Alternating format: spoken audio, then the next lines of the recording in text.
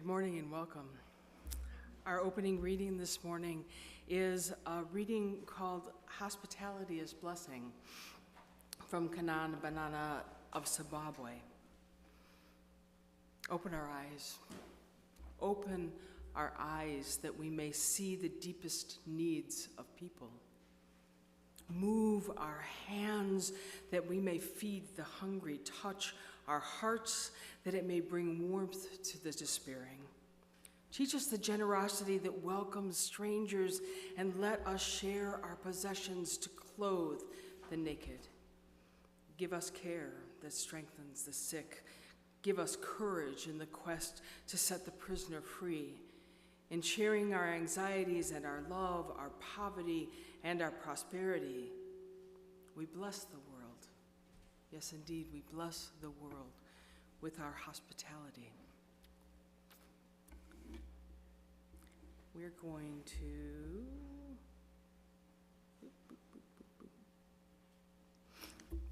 light our chalice with these words of covenant. Please say them with me. We promise to listen, to learn together with compassion and curiosity and an open mind, engaging in creating a warm and welcoming community. Work together beyond our walls to address social and environmental challenges, and with our time, talent, and treasure, support our church and its mission. Thank you. Good morning. Welcome to the Unitarian Church of Hinsdale. Whether you're here in body or online, we are grateful that you've made time for us today, and welcome your spirits. My name is Reverend Karen Mooney. I am Reverend Pam's wife and the community minister here at the Unitarian Church of Hinsdale, and my pronouns are she and her. Here we celebrate a diversity of life, affirming thoughts and beliefs, striving always to make space for more. We are grounded in our lived covenant that when we nurture our spirits, we heal this world. That's a covenant that comes to us from larger UU space. Unitarian Universalists do not believe in a specific creed. You may have noticed that, but we honor a set of principles, the first of which is that everyone has inherent worth and dignity, and each person is a given of their faith, an unspeakable conviction that calls us to self-respect and respect for others, no matter where they are, no matter how they are, no matter what it is that they are doing. Respect. As the great 20th century rabbi Abraham Heschel, Joshua Heschel, wrote, "Just to be is a blessing." Imagine that if you actually believe that of yourself and of all that you encounter today. Just to be is a blessing. Just to live is holy. Welcome if you're a pagan, a Jew, a Muslim, a Christian, a Buddhist, a Sikh, or a freewheeling thinker of big thoughts. We are glad that you chose to be with us this morning. I'd like to say thank you today to Jamie Passman, and ongoing gratitude to Alex Dvorak and Jean Schaefer, who took the day off but still is in our thoughts, who make a multi-platform worship actually possible, which is a thing, I think. We have nursery care next door for the little ones. You're welcome to take them down there anytime during this service. If you're a visitor and still feeling a little bit new to our church, we're really glad that you're here. Fill in a contact form on our website, and we will make sure that you get onto the lists that are needed that you can get to our publications. We begin our time together now in gratitude for this church home, listening for the wisdom of spirit, for the joy of connection, celebrating a faith home that invites us to step into our whole and holy self. Take a moment to silence any devices that you might have, and let us begin our worship. Please rise here or at home in body or spirit as we sing our first hymn, number 323 in the gray hymnals, "Break Not the Circle." The words will be projected on the screen.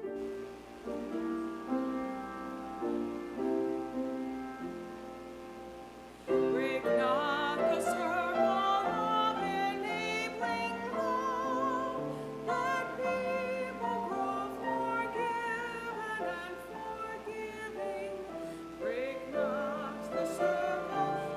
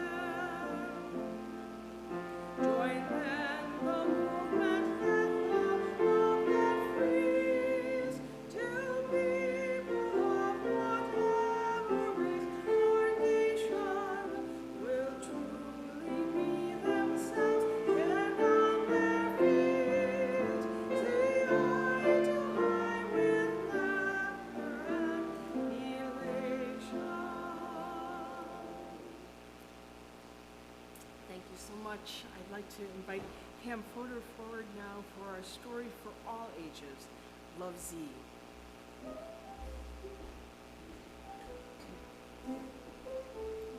Good morning. Yay, AJ. Our story today is called Love Z. On a bright, chilly day, Z went out looking for adventure and stumbled upon a piece of half-buried treasure. Inside was a message, too smudgy to read except for 2 words at the very bottom. Love, Beatrice. The young robot did not know what love meant or who Beatrice was, but they felt important. So Z tucked the treasure away and headed towards home. As night fell, all the robots prepared to power down and recharge for the next day. Z asked for a bedtime story, and a nightlight, and a goodnight kiss. Tucked snugly in bed, Z's thoughts drifted back to the important treasure. "What is love?" asked the young robot. "Does not compute," replied the old rusty robots. Then they said sweet dreams and turned out the lights. Alone in the dark, Z could not sleep. The other robots had always been able to answer Z's questions. If they did not know what love meant, who would? Maybe there was one person. In the morning, Z went out looking for Beatrice. "Hello, I'm looking for Beatrice," explained Z. "I want to know what love is, and she will have the answer." That sounds important," said the captain. "Climb aboard and we'll go on a quest." So they did. Unsure of how to start a quest, Z asked around. "Excuse me, are you Beatrice? Are you Beatrice? Hello, are you Beatrice?" "No," said a voice. "What's a Beatrice?" "We are on a quest to find out what love is," explained Z, "and Beatrice will have the answer." "I don't know any Beatrice," said a crow. "But to me, love is sharing your food, even when it's delicious." That did not compute, but Z thanked the crow anyway and changed course towards a place with delicious food. The baker did not know Beatrice either, but she was happy to share what love meant to her. Love is when someone is patient and takes the time to teach you new things. That did not compute, but Z thanked the baker anyway and changed course towards a place with teachers. The kids at recess had a lot of thoughts about what love meant. Love is butterflies. Love is sweaters. Love is wishing on a star. Love is lawn gnomes and millions of puppies. Love is snowflakes on your tongue. Absolutely none of those things computed. But Z thanked the students anyway and had no idea what to go in search of now. But what if they never found Beatrice? What if love was something a robot just could not compute? Z was about to suggest that they change course towards home when they stumbled upon a good place to spend the night.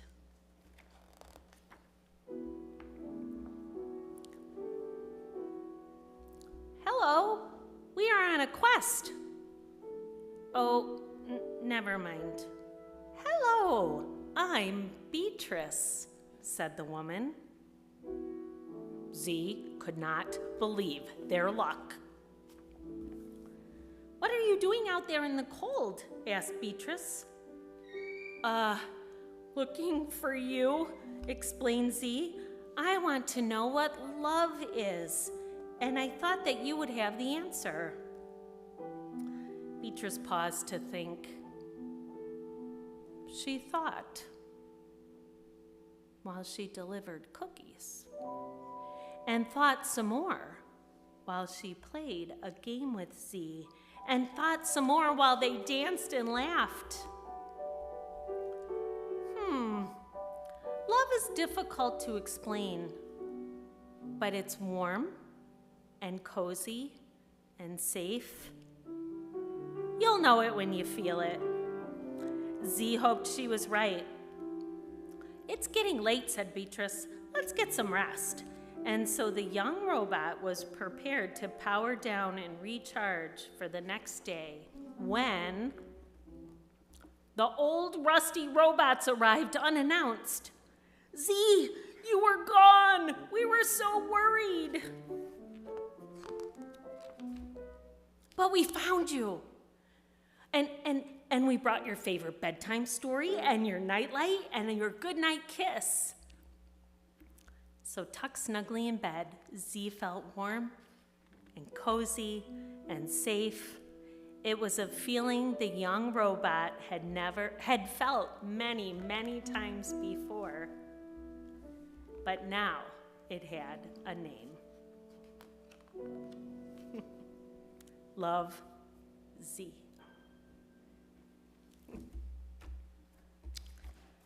Thanks for sharing this story with me today, and we'll go over to the other building.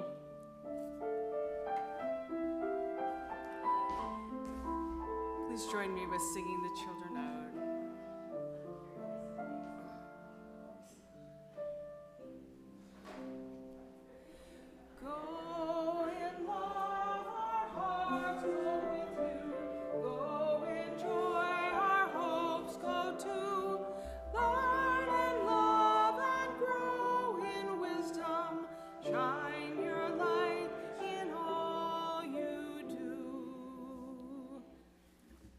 Thank you. So, gratitude is a thing, right? We've learned about this from, I don't know, it seems like at least the last 20 years. Anybody ever remember gratitude journals? You're supposed to write something down every night that you were grateful for. I think it lasted for about a month and a half for me, but it was a good practice to remember that I don't do anything by myself. It was a good practice for me to be grateful and remember that sometimes out of the most amazing places, amazing things came. That sometimes it was that broken teacup with the cracks that are filled with gold that actually showed the beauty of what it was that was before us. So, today's a day. This is a week, right? Monday we heard about some news from the Supreme Court that might change people's lives. It will change people's lives. It may change people's lives if that goes through. And this morning, if you were reading your emails, you learned that my wife resigned from this lovely church. She will be back during the month of May and some of June to say goodbye to some of you and to pull together some of the beauty that you all have created together in this space. And that space includes not just this physical space, but the space of online journeying together. It is a hard thing to be in the midst of being a leader when something catastrophic happens. Right? It's easy to be a leader when things seem to be going well and you're like, oh, look, if only we had that thing out there painted green, then everything would be fine, right? It's a little harder. So today I want to say thank you to the board of directors of this church, to Bob Daniel Wayman, to David May, to Susan Mooney, to Mike Pabian, Darren Howard, Gene Schaefer, and David Morazak.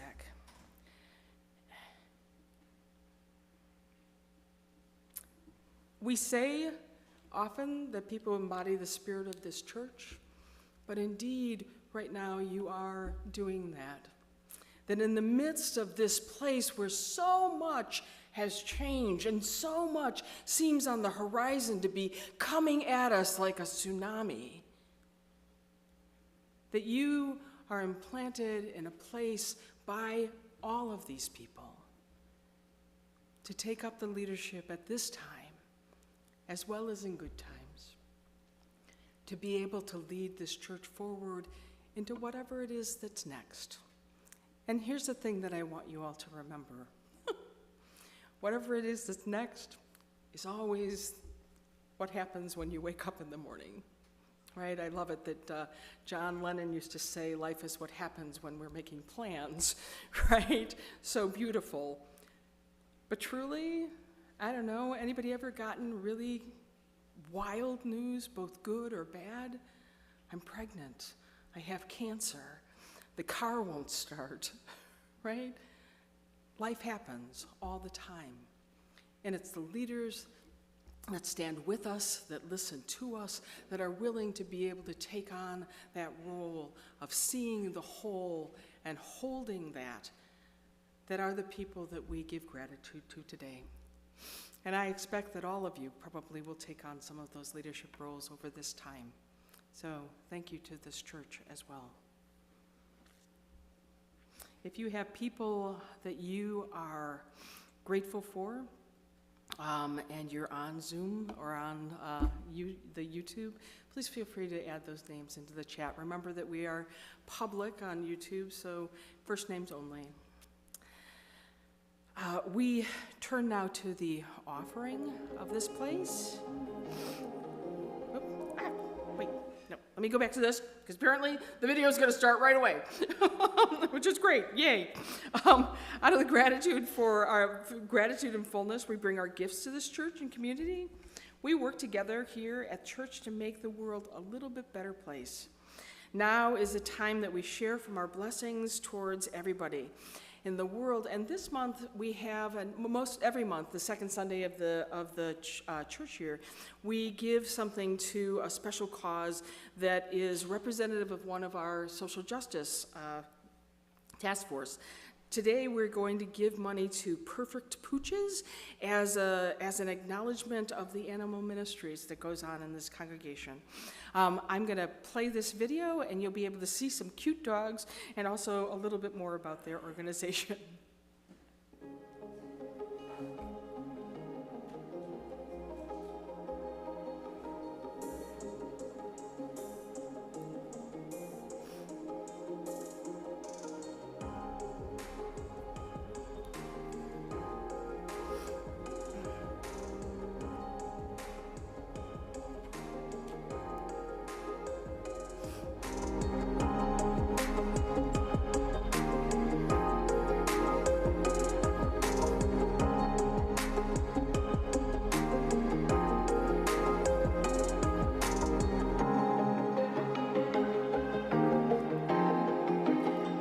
Website says we believe firmly that there is a perfect dog for everyone. This doesn't mean our dogs don't have accidents in the house, bark, chew your shoes. They are dogs. They will require training and structure. But their personality traits make them truly unique, beautiful, and perfect for the right family. Perfect Pooches Adoption Agency is a Chicagoland-based not-for-profit dog rescue. It was founded in December 2012. Our dogs come from local animal control, owners surrender, breeds, releases, and transports from underserved communities. All our dogs live in foster homes prior to adoption, which enables us to give a great idea of their personalities, that what situation they would be best suited for. We are dedicated to working with each family to ensure we try to find a dog that will be a mutual match. We are an all-breed rescue, but we focus as a majority of our efforts on Chihuahuas, as you might have noticed, and breeds that are euthanized, the second most euthanized in our shelter system. Our Pooches are rescue dogs, deserve a second chance at a wonderful life. Please consider opening your heart to a home and new companion today. But today here in church, please consider giving to this cause of being able to ensure that Pooches around our Chicagoland area will survive. At home, you can visit our website, www.hinsdale.org, and click the donate button if you'd like to give to the church or to Perfect Pooches. Thank you for your gesture and generosity. And right now, I'd like us all to say our offering words together as a way of beginning this piece of gratitude and generosity. This church is made up of all of us. It's what we learn together, the work we do together, the fun we have together. It is what we share with one another, with people around us, and all the world. Thank you, thank you, thank you so much for everything that you do for the church.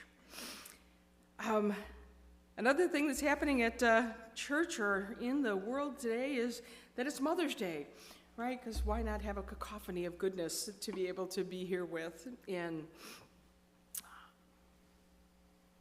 I invite you now in the moment of spirit of prayer to take a breath in and out.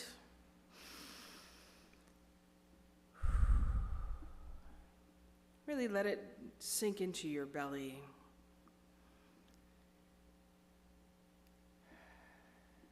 In this week when we both celebrate mothers and have questions again raised about whose right it is to make that choice, we gather with these words from Reverend Lisa Bovine-Kemper. In religious community, we share our joys and our triumphs, our sorrows, and our broken places. It is in this circle of care that we make space for the complexity of life, the myriad of experiences that bless and break our hearts. The truth of human experience dictates that on any given day, we each come to the table with hearts in different places. It is especially so on this day, invented to honor women who nurture. In this circle of care, we honor the truth that mothering is not and never will be qualified in one single descriptor. Mothering can be elusive or infuriating, fulfilling, confusing, commonplace, or a triumph. It exists in the everyday experiences of each person. There is no human being that is not connected to or disconnected from a mother. And so we honor the complexity of experience writ large, the flowering platitudes, but here in this space laid bare, honoring a truth within each of our hearts. There is room for all in this circle. There is room for everyone in this circle. If you have carried a child or children, whether or not they came to be born, we see you. If you have fervently wished to do so and circumstances of fate made it impossible, we see you. If you love children we cannot see, whether because of death or estrangement, we see you. If you never wanted to be a mother, we see you. If you are happy to mother other people's children as an educator, an auntie, a foster parent, an uncle, we see you. If your mother hurt you physically or emotionally, we see you. If you had no mother at all, we see you. If your mother was your best friend, we see you. If your gender says you're not a mother, and yet you take on the role of nurturer, we see you. If you wonder whether your mothering has been enough, we see you. And if yours is a different truth altogether from anything that I have just said, we honor your unspoken story. There is room for all in the circle. May it be so today and always. Thus ends the reading. Today, before we come up forward to light candles, I want to name the passing from this pulpit of Barbara Elrod, a former long-term member of the community who died in Florida this week, and Pat O'Brien, father to Verna O'Brien, a member of our church. We name these people here to remember and to stand with those who have lost someone dear. We name them in honor and respect. If you have something weighing or dancing in your heart this morning, I invite you to come forward and light a candle. If you'd like to share something, that would be great, but that is not necessary.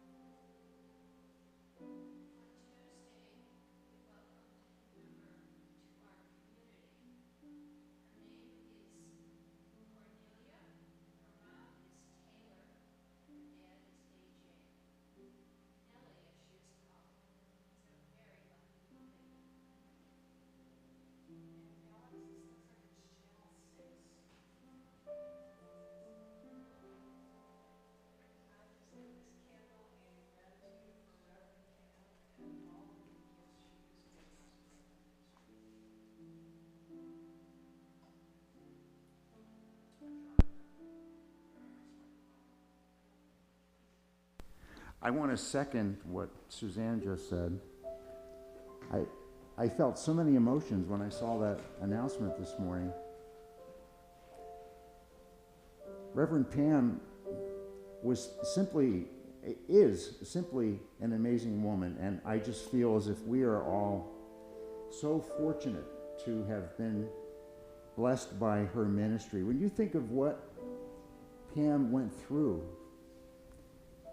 she changed her life. She went through seminary for 4 years so that she could become a minister and serve our church. She could not have had any idea of what lay ahead of her, losing both of her parents as she was minister of this church, having to run back and forth to Ohio many, many times, then having to deal with COVID. It's beyond me how she ministered to us. She was a wonderful mother to all of us. Thank you.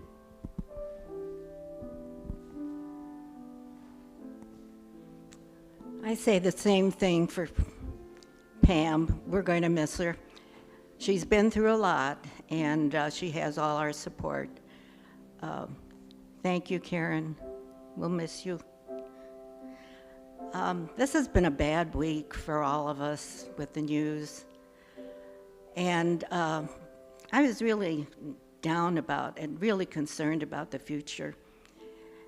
Until today was Mother's Day.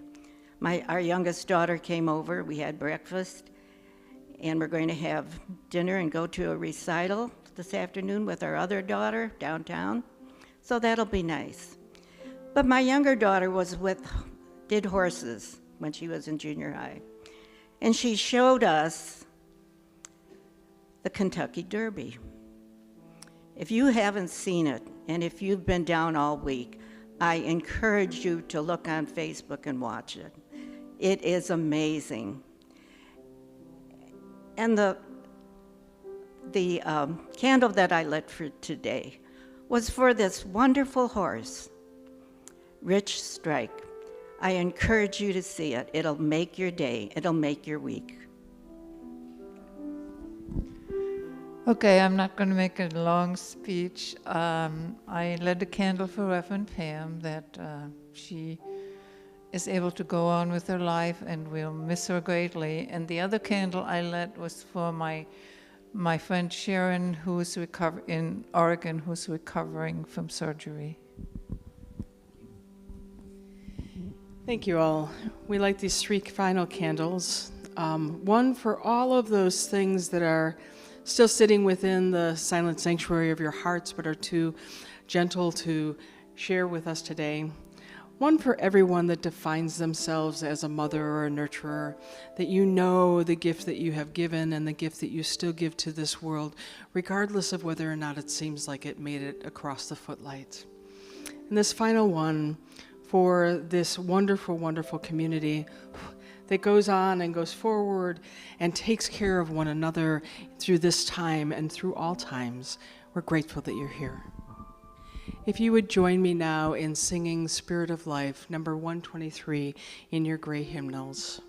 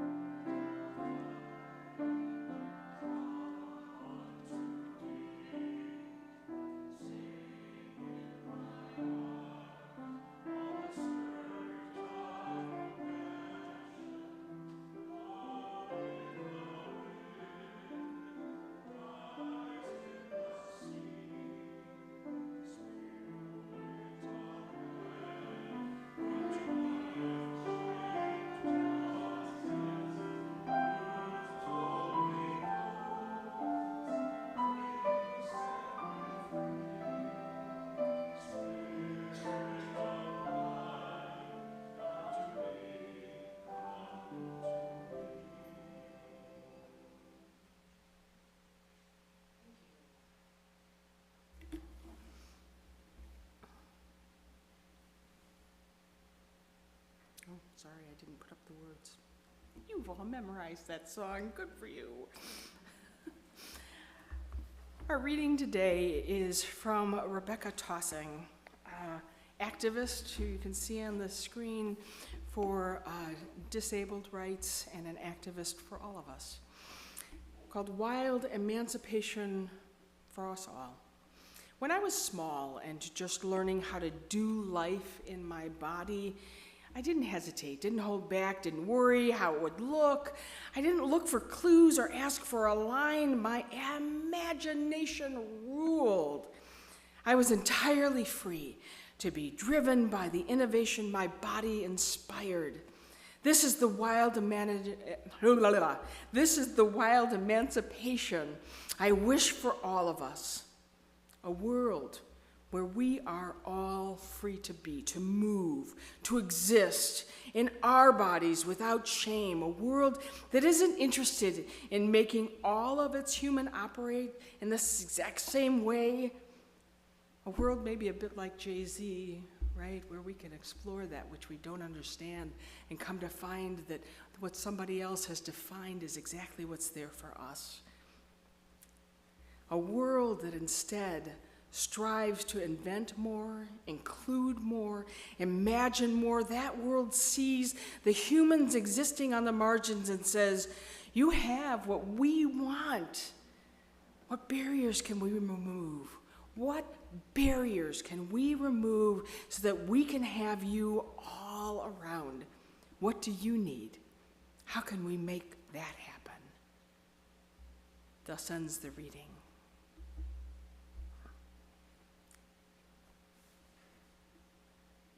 Haven't we all wanted that at some time, a place where we could just be the fullness of ourselves, regardless of what it looked like? Just be who we are. Many of our churches and communities, they deal with this kind of weird dilemma, especially in these odd times where so much feels unsafe or unsecure and changing all the time. We deal with this challenge of, are we here as a safe haven for one another? Or are we in a space that is a brave space that allows us and encourages us to emotional and spiritual growth? It's a really hard question, right? We all want some place where we can be comfortable, where you can walk in and we know everybody and you look alike and you're like, oh, I'm pretty sure that, what I think is probably similar, if not exactly the same, to what somebody else is thinking over there. We want to be sanctuaries for people, but here's the problem. Safe space is a little bit like the work of mothering, right? You want to keep your children safe from the big dangers in life. But if you keep them safe from everything, what happens? Anybody out there who'd like to take a shot at that? Yeah, Jonathan. We're not prepared, right? If you keep me safe from everything, if everything is just copacetic and it's all vanilla or all, smooth sailing all the time, guess what? We're not prepared.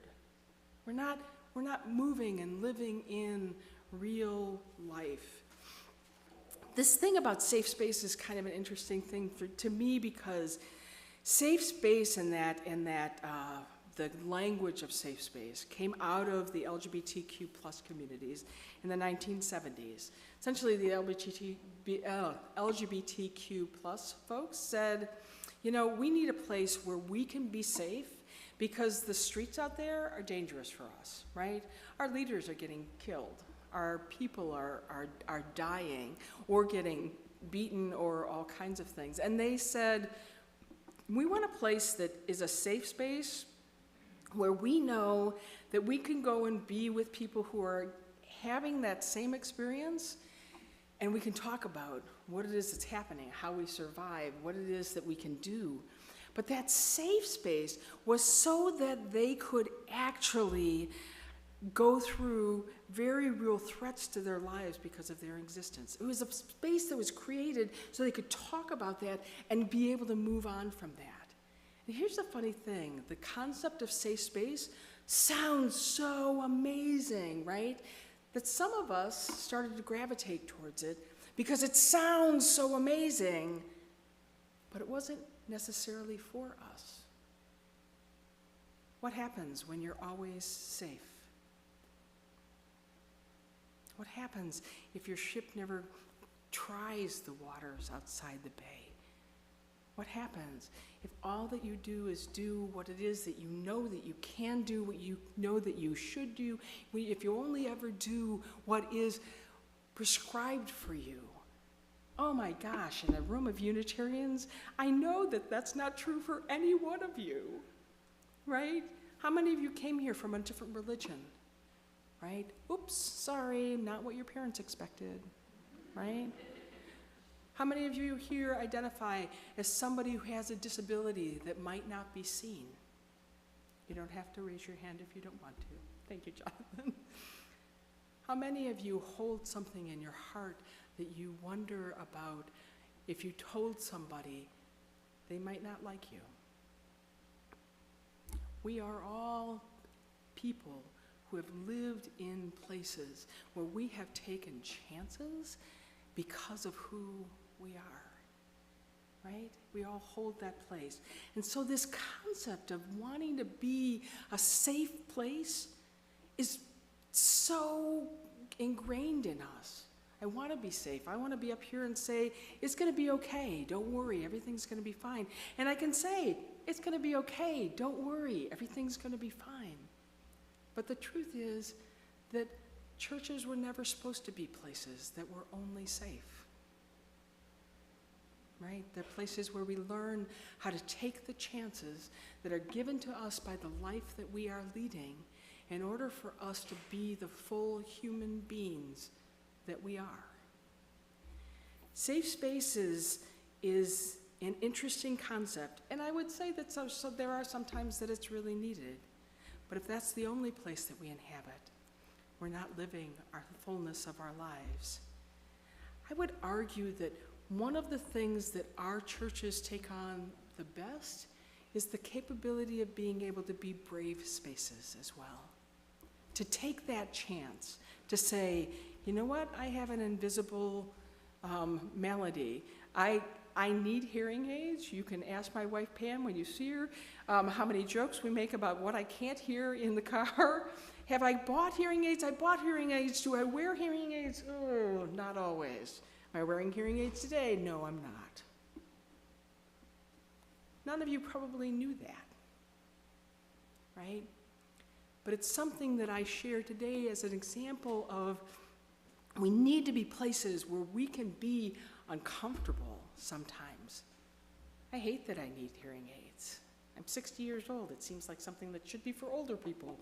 I got my first hearing aids when I was 50. We need to be in places where we can be brave instead of safe, in part because by being brave, we might be able to take that circle that we were talking about Mother's Day and the circle that exists on a beautiful drawing just outside the doors here and expand it a little bit more. Because everybody wants to feel safe. But the only way that people feel safe when they're with people is to know that they can say things that might make you uncomfortable, that they can be things that might be a little outside of your normal, right? And still be there. Being brave is being able to learn and examine your fears so that you know what you really should be afraid of and what is just fear because you're uncomfortable with a new concept. How many here in I'll just name a date, in 1965, thought that LGBTQ people were okay? I could even put my hand down, right? That was not what I learned when I was a child. What if we didn't? Right, exactly. Thank you, Jonathan. I'll give you $1 after this, because part of testing our fears is knowing what the language is and knowing and listening to the people who feel like they're outside of the boundaries to hear what they're saying, so that we can learn what it is that we think that we might not even know about, that we might be afraid of. Right? It was putting that welcoming congregation thing on your door that made it say to people, oh, maybe it's okay for me to be here, right? Brave space is something that is really dear to my heart, and it's something that I learned about mostly because of my failings, or what I would say were my failings. As many of you know, I am the executive co-director of U Advocacy Network of Illinois, but I worked for many years with the U Prison Ministry as a minister, and now I'm there as a volunteer. The very first ministerial request that I got before I even started the job was to go down to a place called Rushville Detention Center and marry 2 people. And I was like, oh, well, this is great. This is exactly the kind of thing I want to be doing. I want to be going into prisons and doing something that's different and looks a little challenging or agitating. And then I learned that the people in Rushville are locked away because they have served their prison sentences for sexually violent crimes, but have been deemed too dangerous to be released without treatment. I took that in, and it took me 6 weeks to answer that first letter. Somebody had put themselves out there, waiting. Can you imagine that? They're in a cell, they're waiting. Will somebody say yes? Will somebody see me? Will somebody let go of their fear and say, I'm going to listen to you and believe that you have the inherent worth and dignity that I supposedly say that I do with my first principle? It was hard for me. My family has a history. I have a history. Like so many women that came forward in the Me Too movement, I have a story that I can tell about sexual violence that I survived, and this weighed on me. I grappled with this really uncomfortable truth that actually in prison ministry, what I wanted to do was I wanted to help people who were locked up, but what I wanted to do was help the mother who was charged with theft because she stole milk for her baby, right? I wanted to help somebody who may be killed, but they killed out of self-defense because they were battered. I wanted to help somebody who was convicted because they had loaned a car to somebody who had done something disastrous, but they were held accountable for that crime, that same crime that that person had committed because they loaned them a car. I had to deal with the fact that I knew what public safety meant because I thought that police looked like Andy Griffith.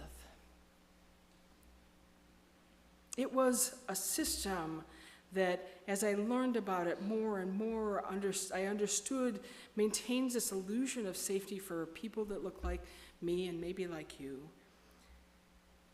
And I needed to be uncomfortable and test the limits of my belief, test the limits of my fears. And this person writing me a letter, holy cow, they gave me that possibility. What if we didn't even know what LGBTQ meant in 1965? It was a little bit of time, 6 weeks, before I answered that initial letter and said, yep, I'll come down. I'll meet with you and your partner, and I will be there. I can tell you that it took me another 4 weeks to schedule that time, right? I was really wrestling. What on earth does this mean? But here's the thing.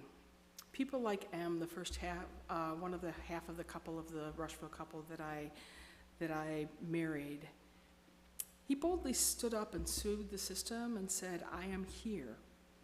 I am human. I will be seen. His courage allowed me to learn about my fears. He stepped out to test the limits and braved the very real threats and retaliation from the authorities at Rushville, and he won not only for himself but others. Because of M, I was able to see what it was that I knew, the comfort that I felt in the safe places where I understood exactly what I believed and exactly what was real in the world were shattered so that I could believe something else that was just a little bit bigger and held just a few more people in that circle that would be safe with me.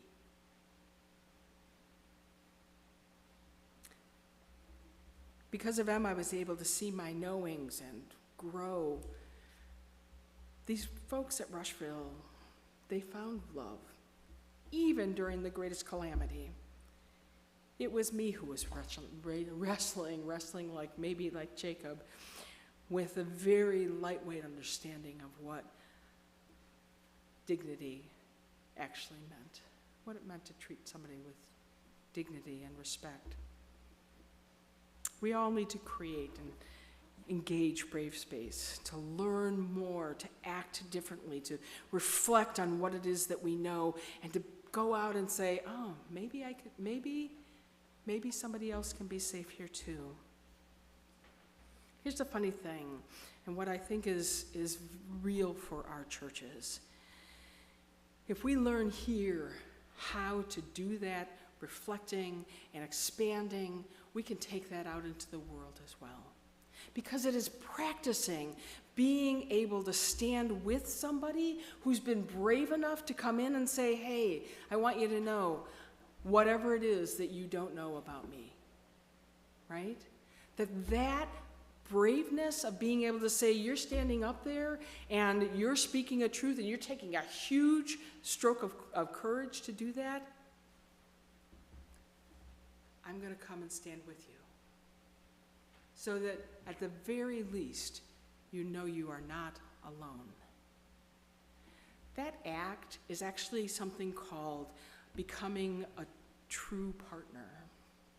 And it's an interesting, I may have said this from this pulpit before, but I think that this is a concept that becomes important for us to know in these times. There was a psychologist by the name of Solomon Ash who did this fascinating experiment about how strong our urge is to belong and to become like everything else. If we see this circle, oh, this is what the circle is. Okay, I'm going to shut down that and not talk about this and do something else with this other thing so that I can be in that circle, right? And he said, we as human beings do that so much that we will even disavow our knowledge or our response to the simplest things. He hired a bunch of actors. Actors are all there, and he gave people probably one of the simplest tests that you can. What's the length of this line? Is it long or is it short, right? He gave, is this a shorter line or is this a shorter line, right? Longer line, shorter line, longer line, shorter line, right? He hired actors who said, nope, this is the shorter line and this is the longer line. Shorter, longer, shorter, longer. Person came in and they were asked, just at the table, we're going to go around one by one. Is this a short? Nope, that's a shorter line. That's the longer line. Shorter line, longer line. Person who is in the circle, not aware that these are actors. Sure, shorter. I don't know what you guys are selling, but if it's a shorter here, that's shorter here. Right? almost 100% of the time. Funny thing though, we had a group of 20 people and one of them said, you guys are, no, this is longer, this is shorter. You can say shorter, longer, as much as you want, but this is longer, this is shorter. The other person who knew that this was longer and this is shorter was able to stand up and say, shorter. Because one other person had been there to say and start that and be a partner with them to say, this is what's real about the world that we live in. Our churches need to be havens of brave space so that we can practice that. Whatever it is that you think and believe and espouse in this place and time, you need to be able to practice that thing of saying, this is what I believe, and somebody else being able to step in beside you and say, I stand with you on that. I believe that the war in Ukraine, and I will call it a war, is wrong. And I can stand with Jonathan. I can stand with those of you that have given money. I believe that it is a woman's choice to do what she needs to with her body. That does not say that that is my choice. It doesn't even say that I don't grapple with that. But being able to say that gives others of you in this space right today the opportunity to come up and say, I believe that too. Somebody else might disagree. And you get to stand with them as well. And that, my friend, is when Brave Space starts, because then we can start having that conversation about the real things that happen in this world that impact and affect us and our children and our elders and people that we don't even know. But if we're not speaking our truths out loud, no one is safe here. It may look like we are, but we're not really. It takes courage. It takes courage to be able to see the world as it is rather than the comfortable place where we are encouraged to inhabit. It takes courage and it takes listening to other people who are sometimes only whispering things because they're so terrified of what you might think of them, right? It takes being willing to sometimes follow that whisper because they might know more about their situation than you do. You say, what about the communities? Oh, well, that sounds a little odd, but if that's what you need, then that's what we'll do. Like so many mothers have taught us to live fiercely in this world, we can't just be safe. We have to be brave. Like M did for me, create brave spaces for one another. It's interesting because Maya Angelou reminds us that courage, that first person who's willing to stand up, and even though everything in them is clenching and says, no, this is what's real, is the most important of all virtues. Because without courage, you can practice anything. But without courage, you cannot practice it consistently. Every impulse towards compassion, truth, generosity, kindness will run into opposition. I'm not going to ask you to raise your hands, but I'm guessing there's somebody out there who's like, oh, if you could just say that today. Maybe not in here, maybe online, right? It takes courage to be able to say what your truth is so that you, when you run into opposition, can be able to hold on to that and to move forward with it with other people beside you. It would be too easy to abandon our principles and take refuge in comfort and familiarity. Creating brave spaces takes courage because it's not safe. It is a place of disorientation and learning and risking and reaching and reorientating to a new understanding and then coming back next week or next month and doing it all over again. Brave spaces are places like Marion Hunnell Wilson. I see Marion here, yay, creates and has created for us with courageous conversation, places where we can learn to sublimate our need for comfort and safety in favor of somebody else's place to be able to survive and thrive. She holds these conversations where, imagine this, you can come in and say, I saw this, I did this, I was thinking about, as it involves race.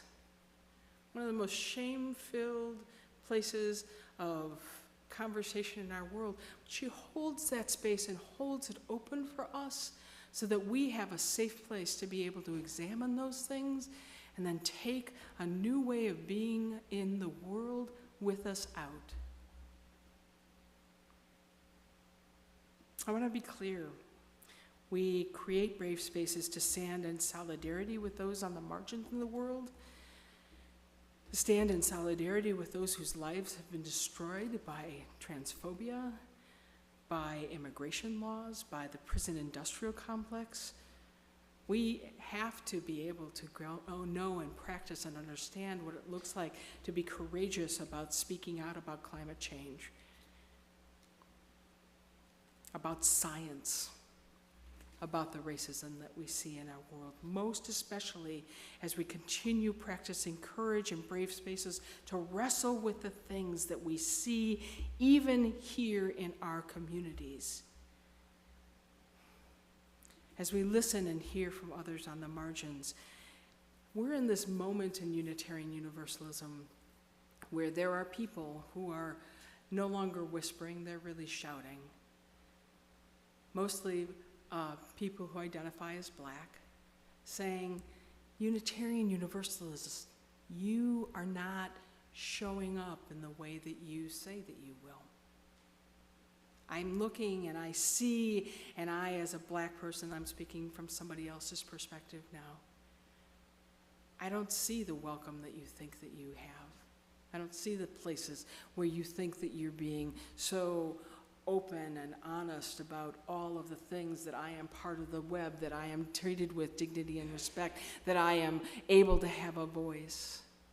And they're saying to us, all of us, no matter what race you hold on to and claim, they're saying to us, please, let's put in another principle, another place for us to gather around that includes more active language about how we live within those times, about how we show courage, about how we create brave spaces. The eighth principle, we member congregations of the Unitarian Universalist Association covenant to affirm and promote, journeying towards spiritual wholeness by working to build a diverse, multicultural, beloved community by our actions that accountably dismantle racism and other oppressions in ourselves and in our institutions. Paula Cole-Jones, who's calling for this, says she developed these ideas and the existence because when she was going out into congregations, what she found were people who wanted to be doing work, but actually were just in safe spaces with one another. She says that she realized that people can believe they are being a good UU and following the seven principles without thinking about or dealing with racism and other oppressions. Have you ever been in this space where you felt like, oh, I don't know, can I say that about myself?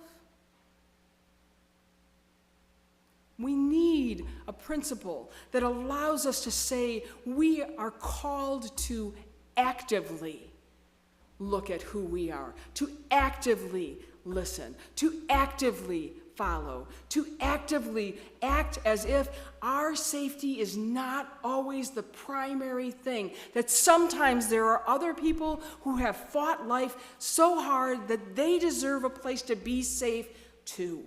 I don't know if this principle is the right principle or not, and that does not matter. It is time for us to create brave space courageously and listen to what other people are telling us is needed and then follow. I hope that you will take the courage as a community, when you vote on June 5th about this principle, to say yes. It is the start of a journey. It may not be the end of it, and that is not what we're looking for.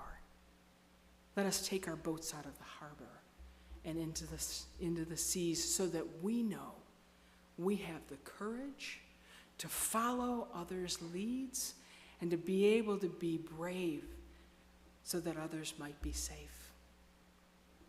Thank you, my friends. Thank you. Come, let us be brave. If you would rise now in body or spirit and sing 131, Love Will Guide Us, in your hymnals, either here or at home.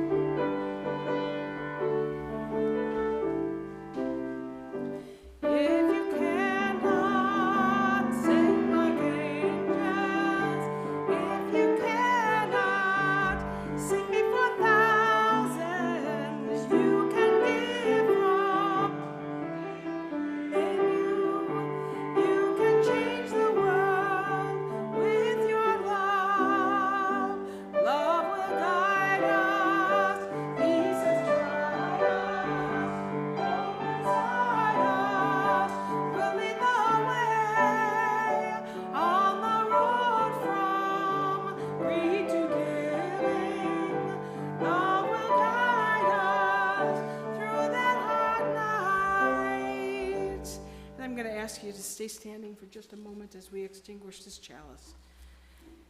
If you would say these words with me. We extinguish this flame, but not the light of its truth, the warmth of this community, nor the fire of our commitment. These we carry in our hearts and share with all the world. You may be seated. One further thought from the Reverend Joseph Cherry, because I know that Jamie will have some party music for us that's beautiful and whole. If we have any hope of transforming the world and changing ourselves, and I would add, if we have any hope of moving forward in community together to change this world, we must be bold enough to step into our discomfort, brave enough to be clumsy there, loving enough to forgive ourselves and others. May we be a people of faith granted the strength to be so bold, so brave, so loving. Go out and love the world as your mother taught you in all of the ways that you might be and that are yet to be discovered for yourself and for all.